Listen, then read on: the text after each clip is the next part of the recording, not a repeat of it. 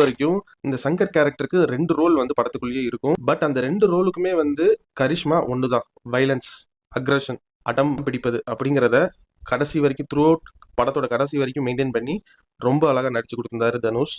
And ஒரு emotional சீன்ல மனுஷன் பிச்சுட்டார் ஆக்டிங்க. படத்துல அங்கங்க கொஞ்சம் கொஞ்சம் வர காமெடி சீன்ஸ் கொஞ்சம் நல்லாவே படத்தோட நல்லா சிங்க் ஆகி ஒர்க் ஆச்சு.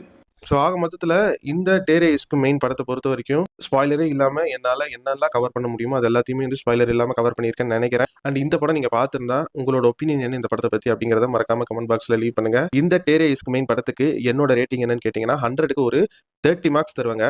டேரே இஸ்க் மெயின் disappointed, very very disappointed. And நான் உங்களை இதே மாதிரி இன்னொரு சூப்பரான வீடியோவில் சந்திக்கிற வரைக்கும் நீங்களும் நல்லா இருங்க, எல்லாரையும் நல்லா வச்சிருங்க. அவ்வளோதாங்க விஷயம். நன்றி, வணக்கம், பை பாய். நான் வரேங்க.